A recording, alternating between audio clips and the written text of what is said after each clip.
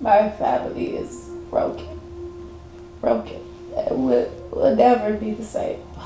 This has affected us tremendously. 2020 will be remembered for being a very consequential year.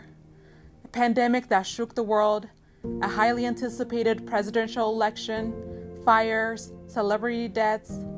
But it was also a year that saw the worst gun violence in decades. Now to an important look at rising gun violence across the country. Sirens and gunshots, crime scene tape littering the streets of several neighborhoods. We do know it is a 13-year-old male shot in the head. She was shot 7 times in her back. In St. Louis last year, murders increased by 35%, by 18% in San Jose, in Austin, 42%. In 2020, gun violence killed almost 20,000 Americans. 2021 has been even worse so far. New York City saw a 73% increase in shootings in May 2021 compared to the same time last year. In the first 5 months alone, gunfire killed more than 8,100 people in the U.S., according to data from Gun Violence Archive. That's 54 deaths to gun violence every single day.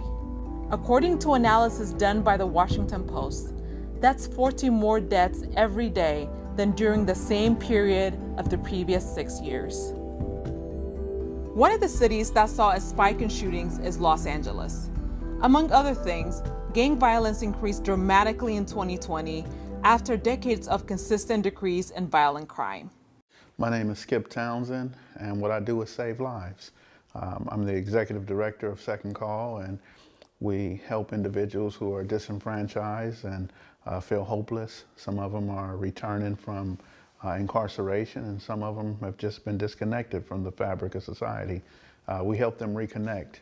One of the things that happened in the city to bring the homicides down was they started investing in the people, started investing in what we call community or gang intervention, where they're gang intervention workers like myself who are going back into the community and helping to reorganize the thoughts of these individuals and, like I say, trying to eliminate as much dysfunction as possible to bring a healthier lifestyle.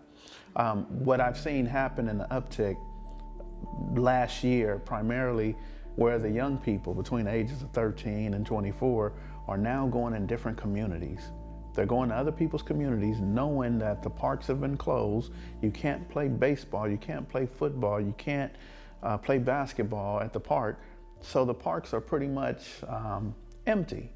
So young people go to someone else's park and make videos at their park and be disrespectful and say, "Where you guys at? We out here." You know, and it kind of antagonizes the community to where the answer to that is, okay, well, now they'll come in another community and start shooting or look for someone, look for any victim.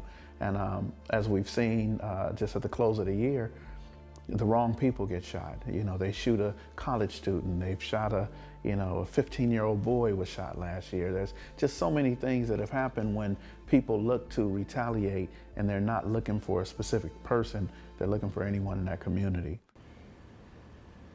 One of the young victims in LA was Jeremy Jackson.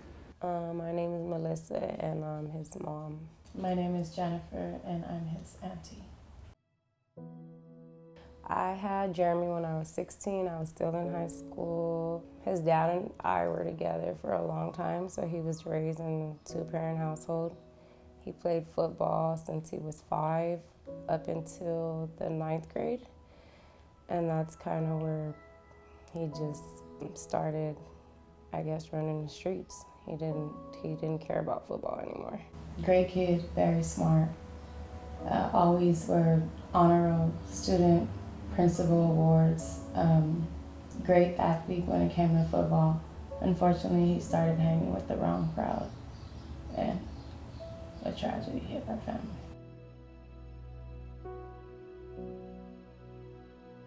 I remember I just let out, I just screamed and I threw my phone out and I asked my boyfriend. I said, "They killed Jeremy. They killed Jeremy. What should I do?" And I was like, "Please, dear God, don't let this be true. Like, I swear I'll never ask you for anything ever again." Apparently, he left with a friend. They went to go pick up these 2 girls from, I think they said Culver City, and then they came back to the area where they hang out. From what I remember, the girl's story, she said that they took a different route. As she remembers, they didn't drive the same direction that they always do. And they ended up driving down this one street. And I guess they think that a car followed them. They don't know. No, they just say they don't know. But apparently he was followed. He was going to drop the girls off at the Jesse Owens Park, but they never made it. He got, all they said is they just heard gunshots, and they all ducked, and when they got up, they just were like, what are you doing? Like, turn, but he was not responsive.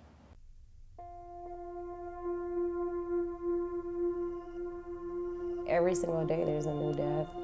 And I think it has to do with the whole pandemic thing, you know.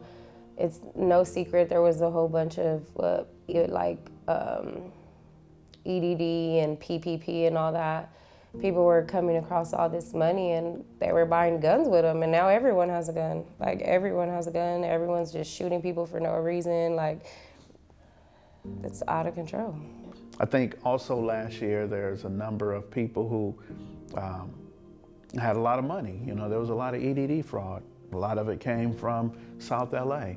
And with that, there were a lot of guns in the community. So now there's money to buy guns. Some of the young people are on YouTube and Google, and they learned how to make guns. So there were a lot of materials that was coming in where people were making what they call these ghost guns, or what we called them back in the day were zip guns, where they put this together and there's no serial number. There's no way to trace it or track where it came from. You know, so for the most part, if young people are doing graffiti anywhere in the city of LA, it's illegal. It's a misdemeanor. So we give them the opportunity, but it really is art. So what happens is the city has been incarcerating and penalizing the young people for doing what comes natural, which is art. So here at YJC, the young people have had the opportunity to express themselves through art alongside of these walls. So the building we're in now is 7625 South Central Avenue. It was formerly known as a juvenile justice center, where there was their idea of justice. They had judges and they would bring the juveniles in here, go over their records and their whatever crimes they committed, and determine, you know, their sentence. Well, since March, of 2019, this has belonged to the YJC, the Youth Justice Center, where now it's an alternative high school, Free LA Now. There are several organizations that share the space. There's healing circles that take place here. But there's also been peace agreements between rival gangs that have actually taken place in the same room that we're sitting in now. The most notable is the East Coast Crips and the Florencia 13, which is a Hispanic gang, a Mexican gang, and they've been at war for a little over 20 years.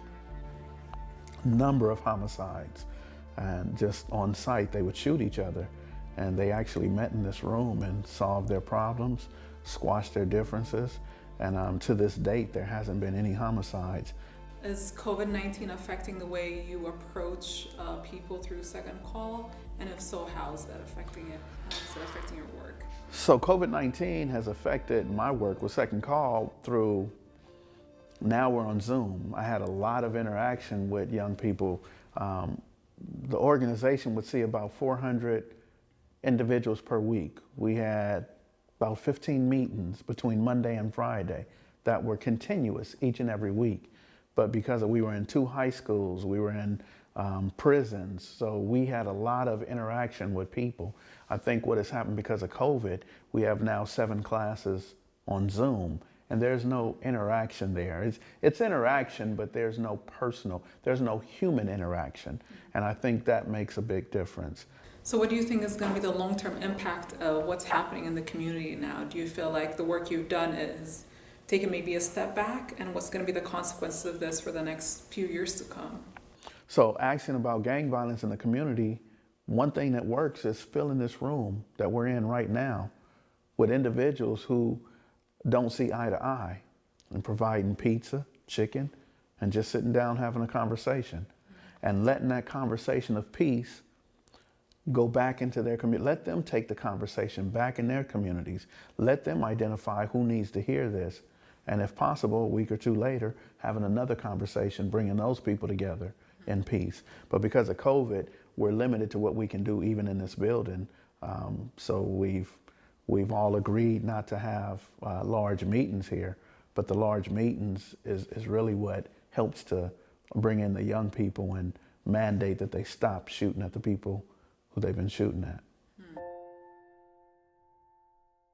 I don't have faith in our justice system. I honestly feel like they don't care. Like, at the end of the day, there's so many murders in that area. They have so many unsolved murders, cases, whatever you want to call it. And to me, I don't think they care. I just feel like Jeremy is just another, I hate to say it, but another dead gangbanger, and they don't care. That's how I feel. That's just how I feel. I don't think they care to solve it or anything.